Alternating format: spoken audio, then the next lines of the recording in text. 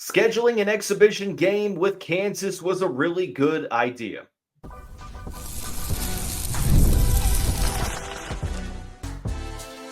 You are Locked On Louisville, your daily podcast on the Louisville Cardinals. Part of the Locked On Podcast Network, your team every day. Card Nation, what's going on, everyone? Welcome into this Wednesday edition of the Locked On Louisville podcast. I'm your host, Dalton Pence. This is my fifth year covering the University of Louisville, third year hosting this show, and I want to take the time to personally thank you all for making us your first listen of the day. Just a reminder, Locked On Louisville, free and available on all streaming services 5 days a week. Your team every day. Today's episode of the show is brought to you by FanDuel. Right now, new customers can get $200 in bonus bets. Win your first $5 bet wins. All you have to do, visit FanDuel.com to get started today.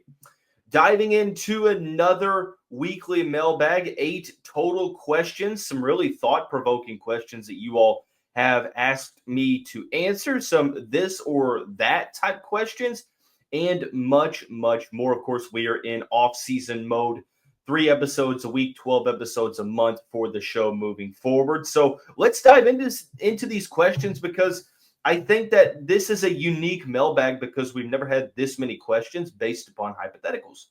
So first question, what are your thoughts / reaction on the Louisville Cardinals scheduling an exhibition game with the Kansas Jayhawks this season? Of course, this is in the men's basketball realm. I am a huge fan of this. I thought it was a really good idea. Last week, I wasn't shy about being a huge advocate for scheduling at least one challenging exhibition game. It's the first time that Louisville and Kansas will have played since 1993. Of course, that is before my lifetime. That began in 1998. And I think it'd be pretty interesting to watch these two teams play. Kansas is arguably, top 1 to 2 programs of all time. Louisville, a blue blood level program. So 2 of the Titans over the past X amount of decades for college basketball. It's awesome. I think that the main thing is the preparation. I am a huge advocate for at least one challenging exhibition game, because you get that preparation and that sort of test run before the actual season starts, because theoretically you could play a really lackluster game against a non-Division I opponent and win that game by 30 to 35, 40, 45 points. And it can be unclear as to what exactly went wrong, what you need to work on, and what are your weaknesses, because you can play lackluster, beat a team by 40, and those weaknesses might not necessarily be shown. Now, you play a team like Kansas or another Division I team, Power 5 team, if you will, and you struggle out of the gate, which it has happened. We've seen teams in exhibition play get dominated by another team, and then that team starts to wake up. Understand that whatever the result of that first exhibition game against a good team is, doesn't really, tell you how the season is going to go. I think it tells you more so what you need to work on. And more specifically, I like it for this year because you have Kentucky on November 11th. It is the earliest this game has ever been played between these two programs. And Kentucky is taking on Purdue in exhibition play. I think they might have one more challenging exhibition game, although I don't know. But Purdue is definitely on the docket. So, you've got a really challenging game for Kentucky, and they're going to be a little bit battle-tested, so to speak, going into that November 11th matchup. I think if Louisville was doing the right thing and being smart, they would kind of follow in the same footsteps so that their first real test isn't against Mark Pope's team. I'm not saying that they couldn't beat the Wildcats if they hadn't scheduled a tough exhibition game, but you want to be as ready as you can. You've got a bunch of new players. You need them to build that that rotational chemistry and that cohesiveness on the court. So preparation for the season, but really preparation for that UK game. Also like this because it's a home and home. Next year, the Cardinals will go to Allen Fieldhouse and play an exhibition game in one of the most historic venues in all of college sports.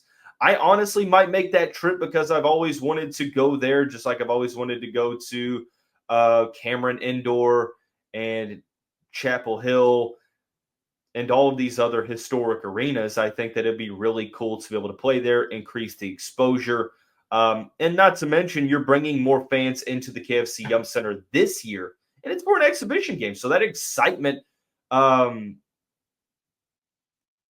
out a little bit sooner this year for basketball versus, a couple weeks into November. So there's going to be some excitement in late October whenever this game is going to be scheduled. How likely is it that Talon Kenny commits on his official visit this week? What would it mean and do for the program's recruiting this cycle? So 5-star prospect from the state of Kentucky, Talon Kenny, is on an official visit to Louisville Thursday and Friday. So tomorrow and Friday, depending on when you're listening to this.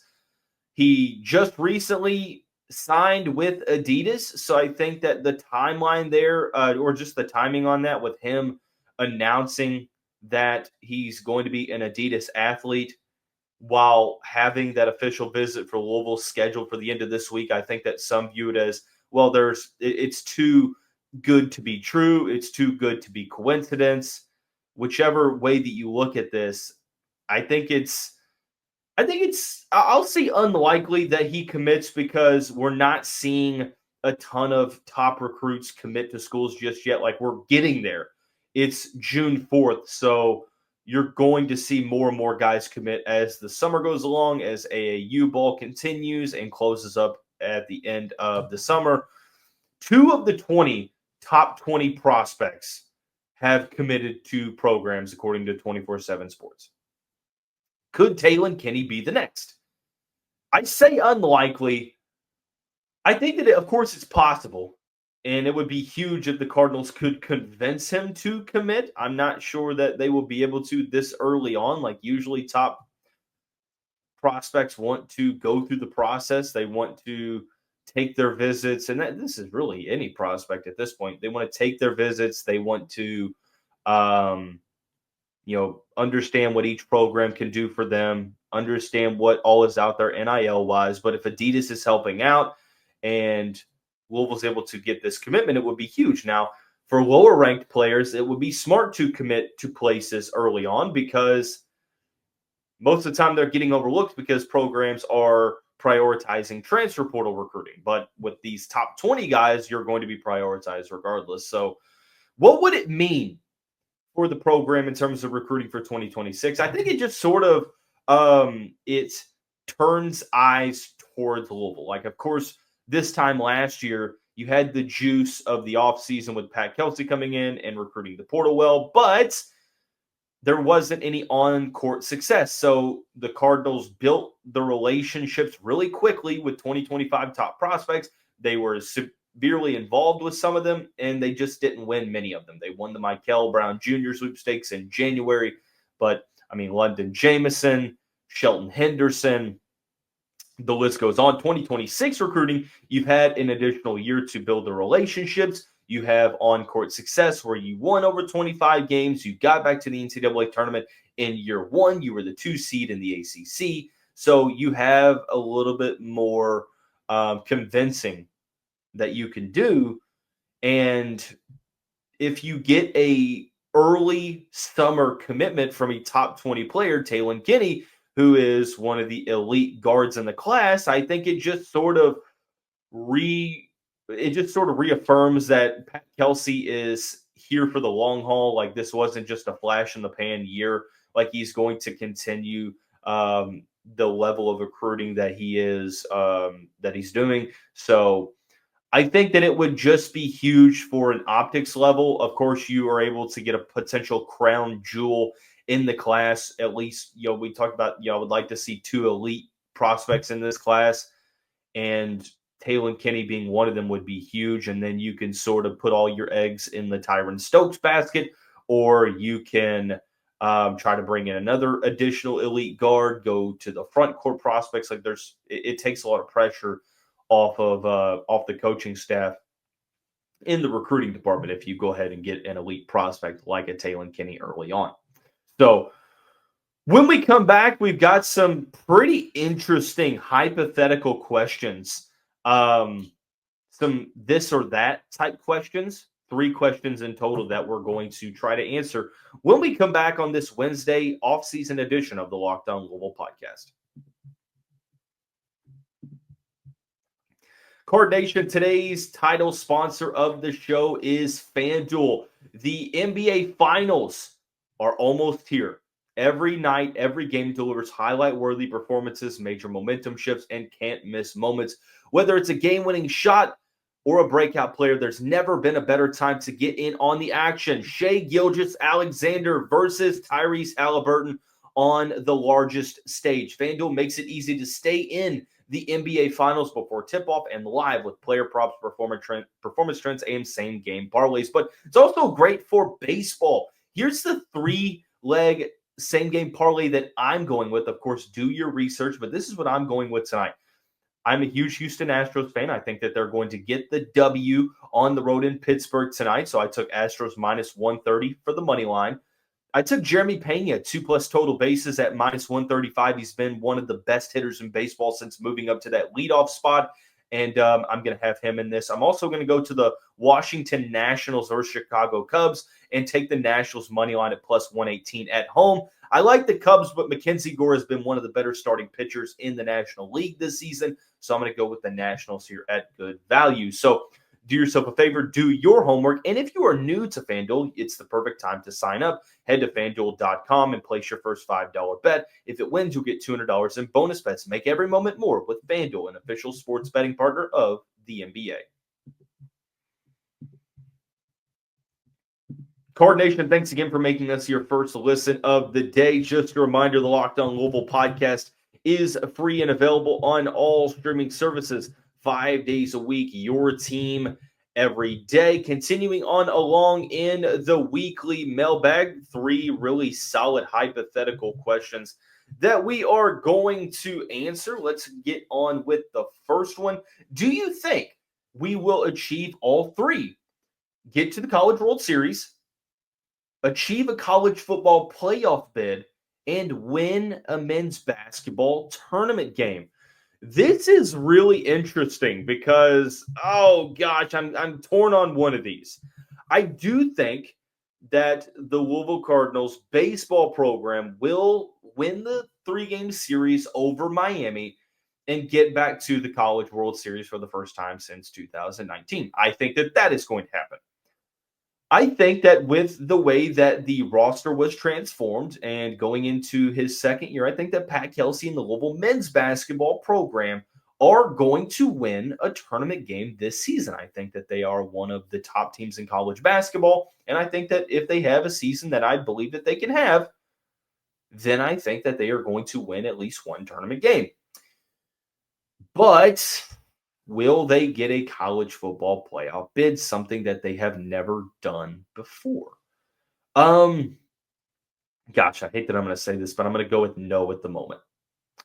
Because I have to see what's going to happen with the Louisville defense. You lost a ton of players, a ton of program greats, a couple program greats, I should say, not a ton, a couple program greats. Quincy Riley, Ashton Gelati. And you won't have the talent that you had last year. And are we going to expect Ron English's defense to change significantly? I'm not sure. I think that you're going to have to get to the AFC. Think about the Chargers. ACC championship game to get to the college football playoff. And to do that, I think that you can't really lose more than 2 ACC games. You got Miami, Clemson, SMU coming up in the ACC slate. So I'm going to say that they get to 2 of them. I just don't think that they're going to get to the college football play. Excuse me, got the hiccups. I don't think that they're going to get the college football playoff bid. I think that they could get to 10 wins. I just don't know that that's going to be enough with how the ACC is perceived and how the committee just wants to put in SEC and Big Ten teams that I don't know that they'll get there. Where do you see the Louisville Cardinals ranked to start the season, both in football and basketball? Football, I've seen a couple different rankings out there. ESPN came out with their football power index rankings a day ago. The Cardinals weren't in that. CBS Sports had the Cardinals at number 26.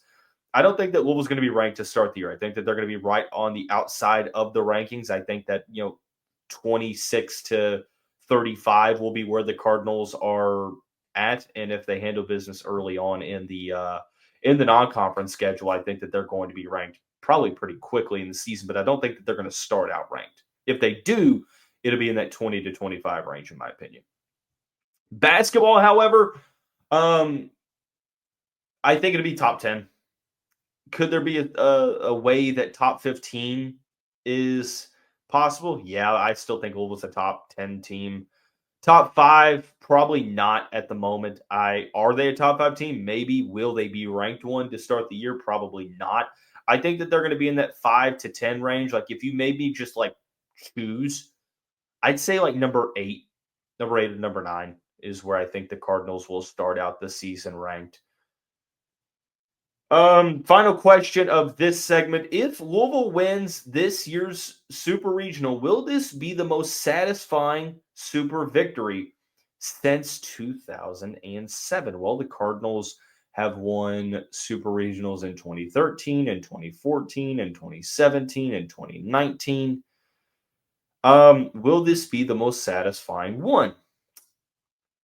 I think that in terms of who you're playing, it's a 3 seed in a regional. It's a conference opponent. I think that by that metric alone, that parameter, who you're playing, I just don't think so. I just don't think that this is more satisfying than going on the road and beating a really good Vanderbilt team in 2013 to make the College World Series. I think that it's just recency bias has us believing that this is super significant, as it is, but it's not as significant as other Supers victories that the Cardinals had. I think that it's very easy to just look at the recency bias and say, yeah, I mean, this is more significant. This is more satisfying because in the moment, I mean, might be a little challenging to remember how satisfying the 2013 Super Regionals victory was. But don't get me wrong, this is super satisfying. For a team that didn't end the season well and didn't end the regular season well, to go to the National Regional, the number 1 seeded Vanderbilt Commodores, to beat them, to go 3-0, have dominant pitching, and then if you beat Miami and get back to the World Series for the first time since 2019, that's going to be extremely satisfying. I'm not saying that it's going or that it's not going to be. What will it be the most satisfying? In 2013, I think it would be one of the more satisfying. But if you're looking at just storylines, I think that 2017 is probably more satisfying as well, because you defeated your rival Kentucky Wildcats to get to the College World Series in 2017. 2019, you absolutely demolished East Carolina. I think that this is probably this would be a more satisfying Super Regional win than that, just due to the storylines. I forgot who they played in 2014 in the Super Regionals. Why is it? Do I want to say Kent State? Why does that ring a bell in 2014? Okay, Kennesaw State. Sorry, Kennesaw State, not Kent State. Kennesaw State. I was somewhat close, but I think that this will be one of the more satisfying Super Regional victories. If you made me rank them, it would probably be 2007, 2013, 2017, 2025, 2014, and then 2019 would probably be where I sit at. But I mean, I want to hear your all's thoughts in the comments below. But we got 3 questions remaining in the mailbag, including who is on my Mount Rushmore for Louisville men's basketball and more. We'll answer when we come back on this Wednesday edition of the Locked On Louisville podcast.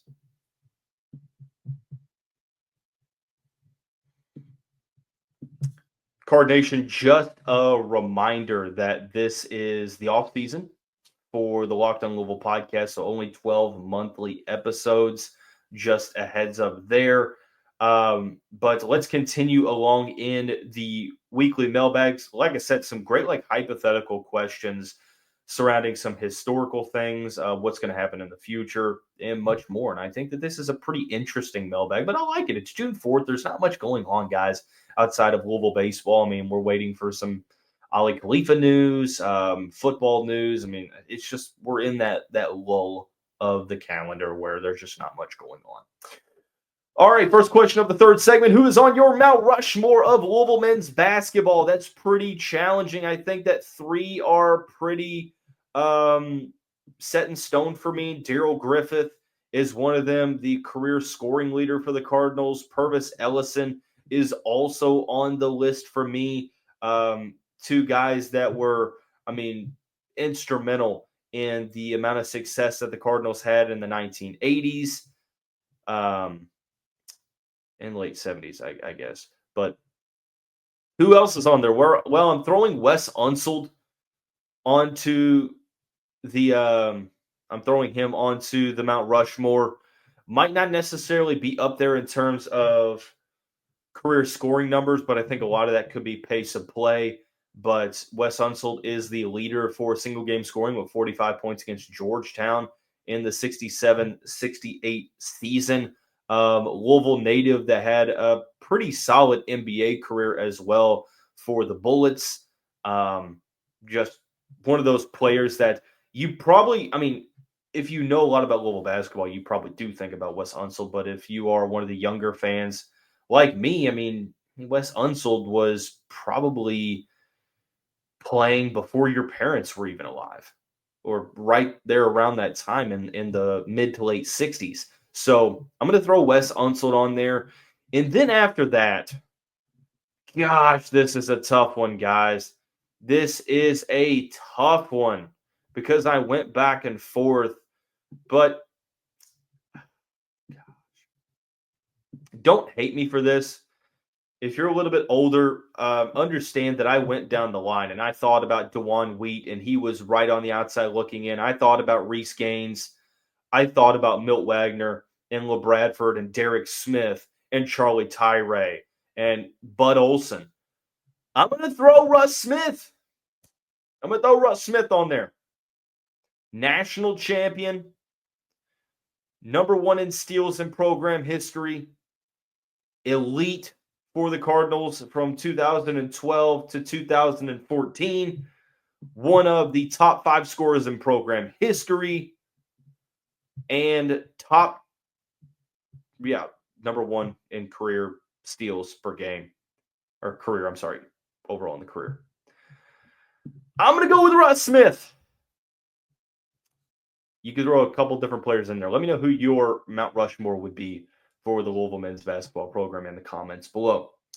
If you could reverse one historical outcome, which one would it be? Louisville ends up beating Clemson in the 2016 football season, or Louisville beats Kentucky in the 2014 Sweet 16?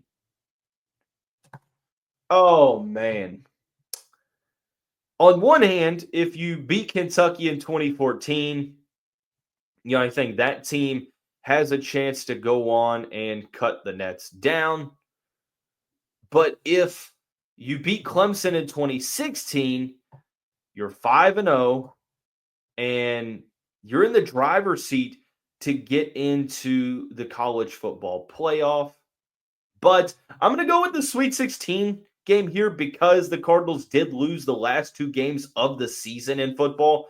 So that might have changed some things. But if you beat Kentucky in the Sweet 16, you're in the Elite 8 with a chance to repeat as national champions. So, gosh, I could go either way here, and I understand whichever one you would choose. I really do. I think that just because of the implications of the game, like beating your rival in the NCAA tournament, that basketball game just stung. I would probably take the win there because, it's not like Aaron Harrison stepped out of bounds before he hit that 3-pointer. Oh, wait, he did. It's not like they did whatever they could to put Louisville's big men in foul trouble in that game. Oh, wait, they did. Maybe I sound like sour grapes. I don't give a damn. It's been 11 years. Oh, well. But yeah, I think that I would reverse the Sweet 16 game. Final mailbag question. Which is more likely in 2025-26? 12 wins for the Louisville football team or an Elite Eight appearance for the men's basketball team? See, these hypotheticals, it's challenging because you have to factor context into the mix. So let's start with men's basketball. I think that they're a top 10 team, but you could be a really good team throughout the regular season, and maybe you get beat in the Sweet 16, or you get upset in the round of 32, or maybe even the round of 64. I think that this Louisville team is and should be expected to make the second weekend of the NCAA tournament. The difference between getting to the Sweet 16 and getting to the Elite Eight, it's pretty sizable, and people don't really understand that because it's just the difference of one win. But winning in the NCAA tournament, especially the second weekend, is not easy. But then you had the football side of things. Like, you've got 12 games, and will Louisville go an undefeated 12-0? Probably not. Like, I have them expected to go 9-3. I think they're going to go either 9-3 or 10-2. To get to 12 wins, you would either have to go 11-1 and win the ACC title game, or lose the ACC title game and either win your bowl game or win at least one game in the playoff, or you go 10-2, win the ACC title game and then win your next game, or you go 12-0. I don't think 9-3 you're going to be able to get there because you're not going to have the opportunities for the playoffs because you're not going to be in the playoffs, but you're probably also not going to be in the ACC championship game. So I think the most likely way to get there would be either 10-2 or 11-1. If 10-2, you have to win the ACC title game, then you have to win your bowl game / playoff game. If you're 11-1, you just have to win one postseason game. So I'm going to say that the one that is more likely here is the Elite Eight appearance for men's basketball. I just think that there are less questions surrounding the men's basketball squad than there is the football squad. So I think that both teams are going to be really good. If you're making me choose what is more likely, I think Louisville men's basketball is a top 10 team. I think that they are going to be a top 3 or 4 regional seed this upcoming season. And I think that Elite Eight is more likely than, let's say, 12 wins in the college football season. So that is going to wrap up this mailbag edition of the show. When we come back tomorrow, we're going to preview the super regional matchup against Miami for the Friday, Saturday, Sunday slate. Sunday if necessary, but let's hope that it's not, and then Louisville's able to sweep the Hurricanes 2-0. But we're going to preview that and much more when we come back on the Thursday edition of the Locked On Louisville podcast.